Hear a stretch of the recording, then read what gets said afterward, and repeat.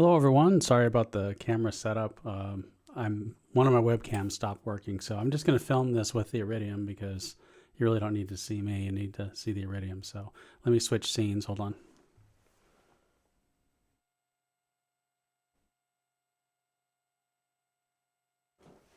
All right, so now you should just see the Iridium and you should be able to hear. Let me just, I'm going to start from the beginning because I like to, in these videos, I like to just start all the way from the top, just in case somebody has the hardware and wants to try some of this. All right, so the first thing I'm going to do is put my headphones on so I can actually hear.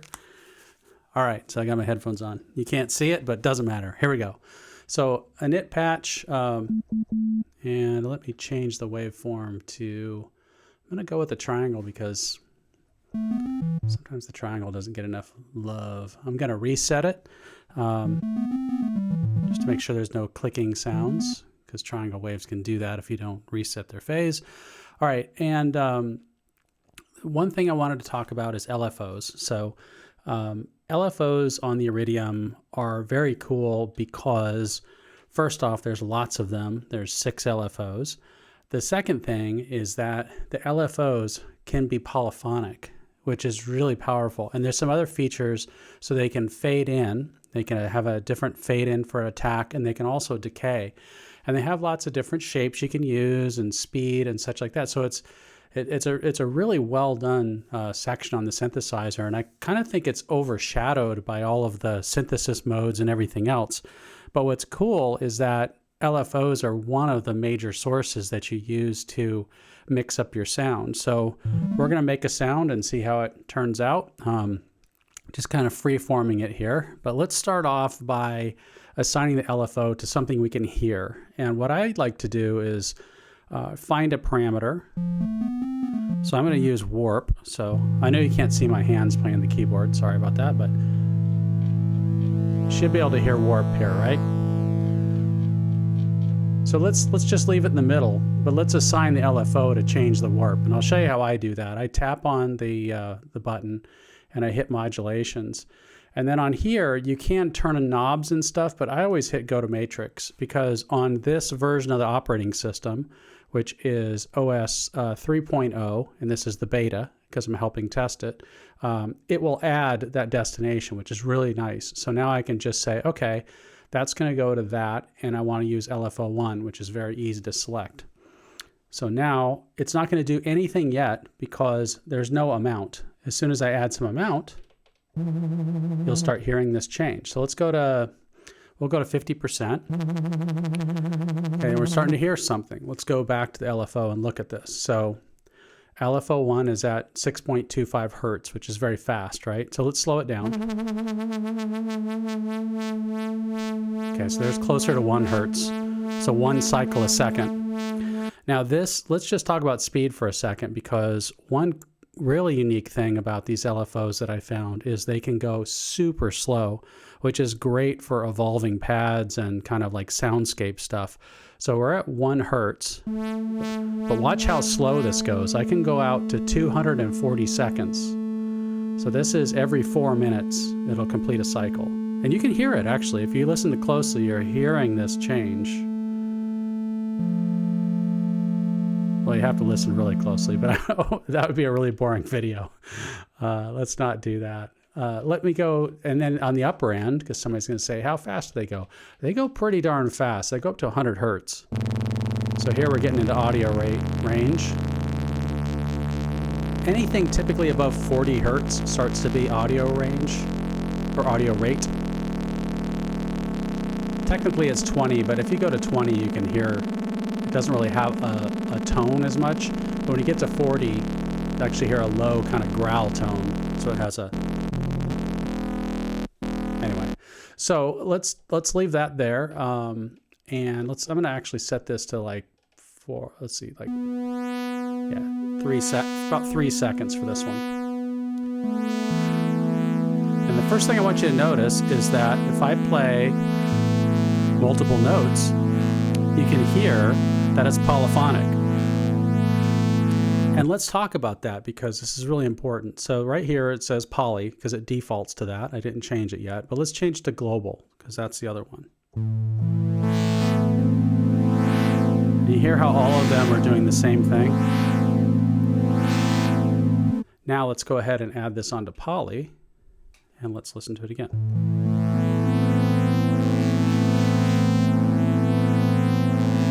So now to take this even further, what I'm going to do is I'm going to take the phase. Oops, what did I press? Actually, sorry about that. On the phase, there it's currently set to 0 degrees. What does that mean?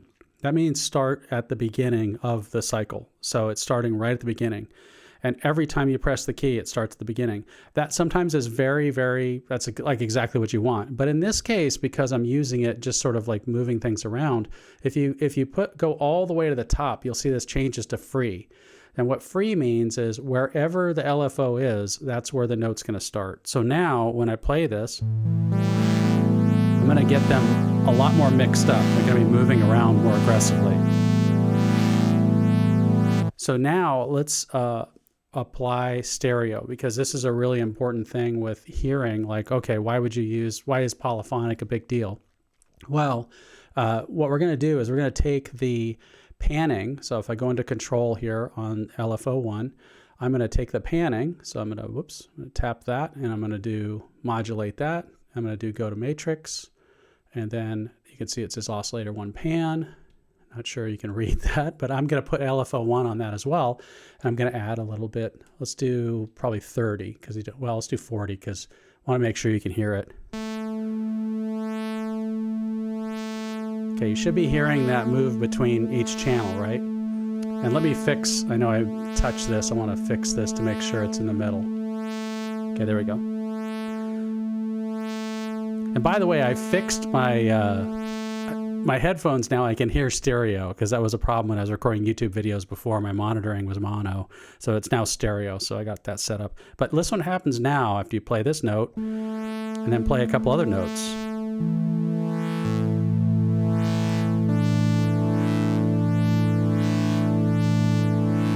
So you hear that moving around a lot more.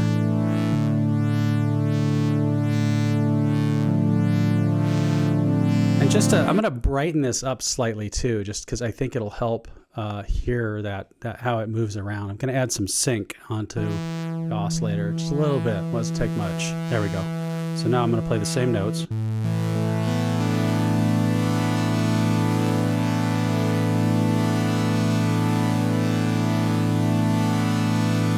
And what's cool is that's not really using effects yet. So if I put some release on this.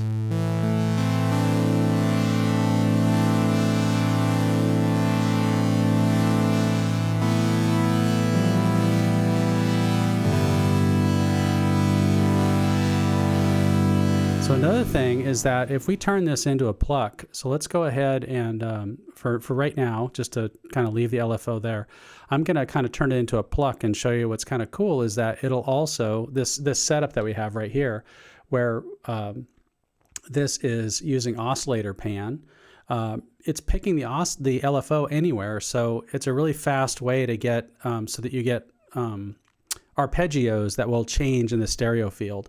So let's go ahead and add an envelope onto here. Or I'm sorry, a filter. So I'm going to turn this. I'm actually going to go to single. So I just want to use this one. I turn that all the way down, so we're not going to hear anything. But then I'm going to add some amount. Let me add some. Let's get some saturation.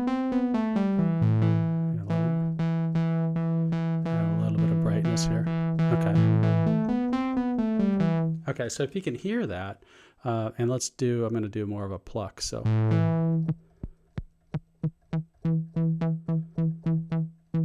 there we go. So if I do something with this, like and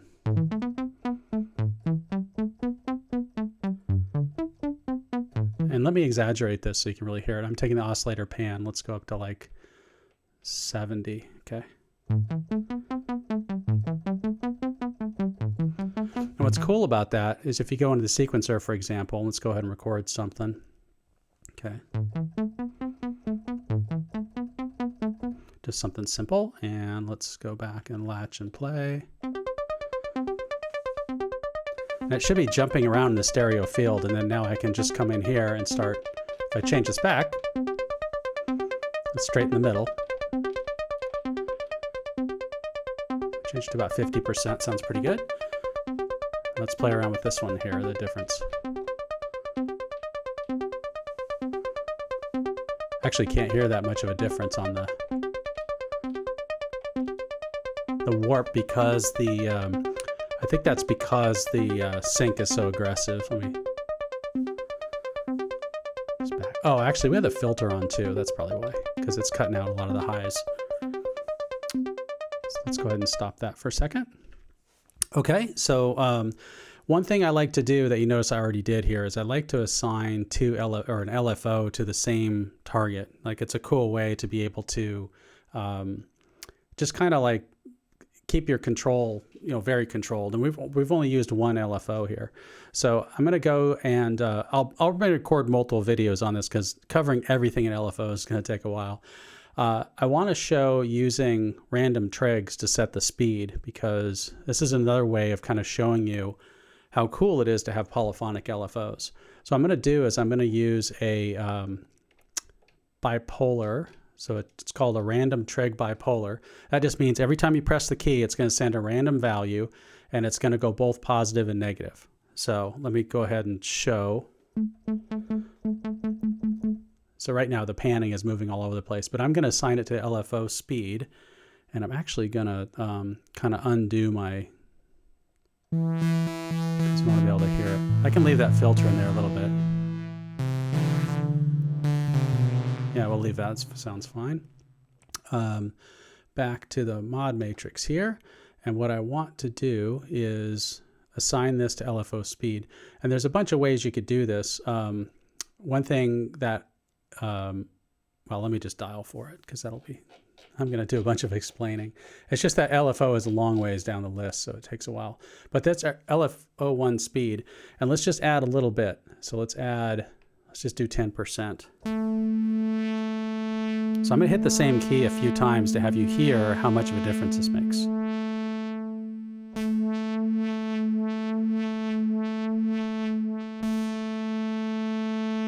Hear how slow that is? So you don't have to add a lot, but now what's cool is when you play something like each note will have its own speed. In fact, just for demo, I'm going to crank this up. So I'm going to put it at 30, which is ridiculous, but let me, here we go. And now I'm going to play the same exact notes a couple times.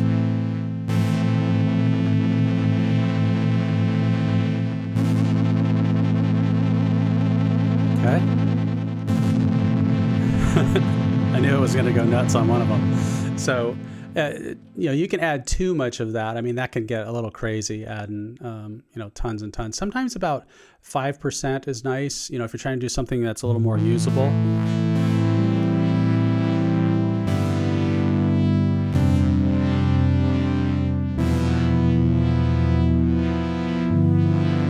Of course, you can add effects on top of this. But so we got this moving around, and I wanted to show the random trigger, being able to use that to change the speed. And I'm going to show you one last thing, and then I'm going to end the video. Like I said, I'm going to do more on this topic as well, because we're only working with one LFO here, because you have 6 of them. What I'm going to do is show you a really important parameter, and that is the LFO gain. And so the way the Iridium is set up, I actually would like to see them revisit this, because the way it's set up is that on the panel here, you can change the amount knob. So if you see, if I turn this is going through all 6 LFOs. Okay, it's this little LFO section, which is awesome, right? You can switch between them. And the second knob changes the speed. So if I play, let me show you, just play. I can change the speed right from the knob, which is great, right?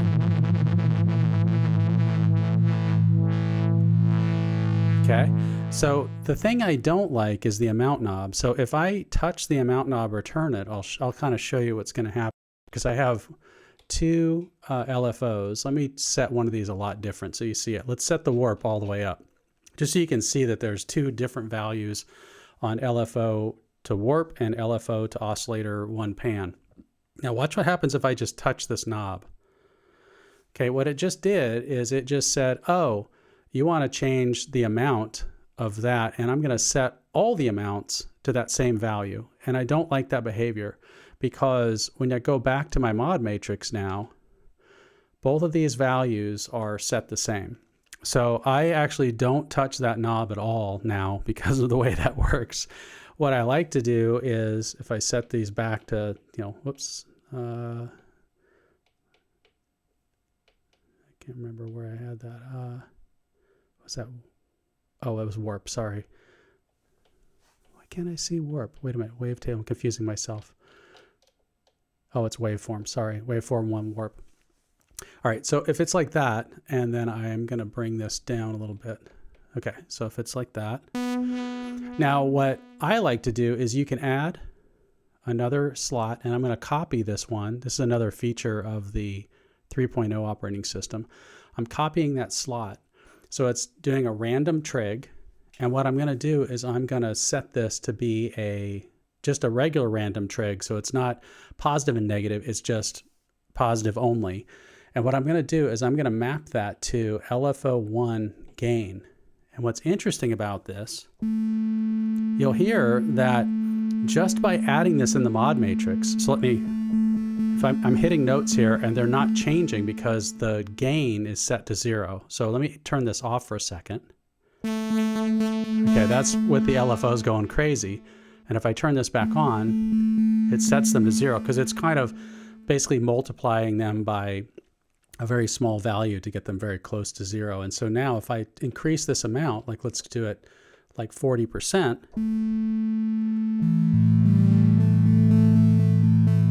we're getting different levels of the LFO. So if I put it to 100%, it's going to be the same as it always is. But now I can use this to scale it.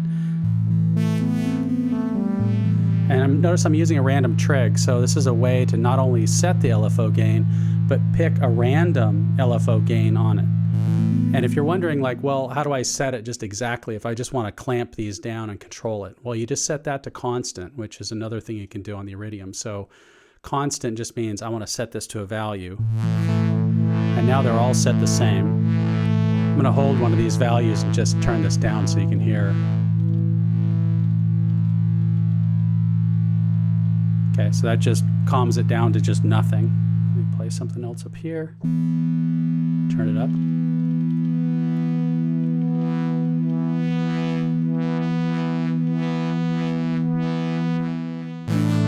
And okay, I'll use one LFO just for fun. Let's go ahead and let's take LFO gain 1, and let me just copy this, and we'll just do something a little crazy here.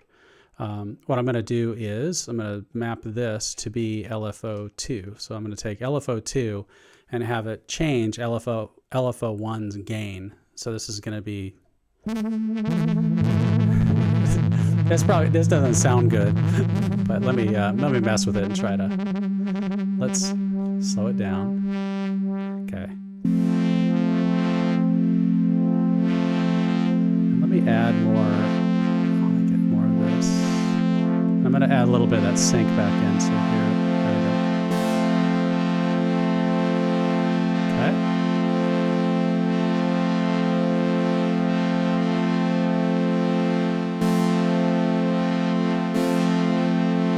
Let me do it fast just so you can hear it.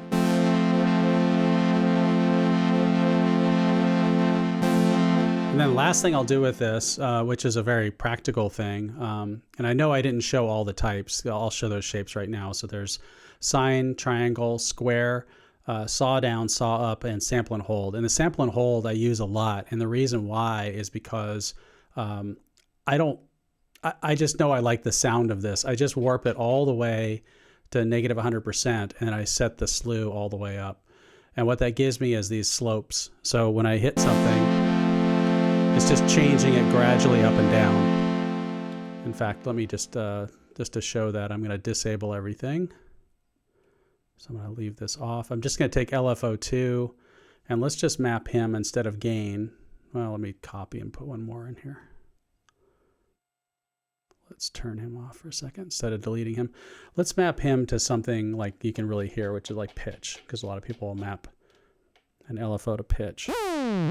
Okay.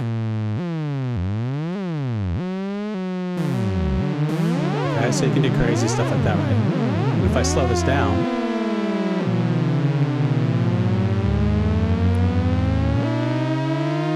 and then remember, every note I'm holding gets its own LFO, so it's moving in random direction. Now, that doesn't sound good, but here's the thing. When you're using that, what you can do is, well, you can use it subtly and it might sound good, but let me actually try to do that and show you. Instead of changing pitch 100%, let's just change it like 10%, or actually 8, and let's just see. Let's move our filter down.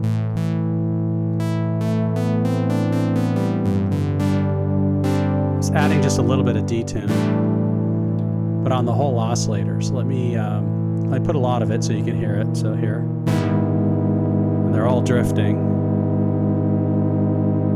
Sometimes you want that, but you can also back it way down, so you can do it like at 4.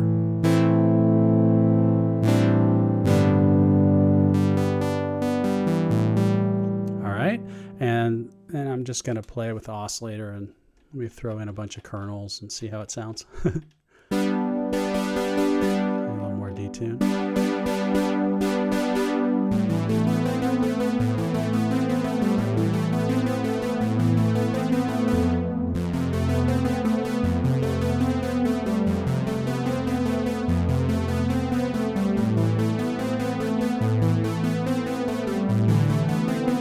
If I could play it better, sorry. But anyway, there we go. And well, I'm going to stop right there. So thanks a lot, and I'll make another video soon. So thanks a lot. Bye.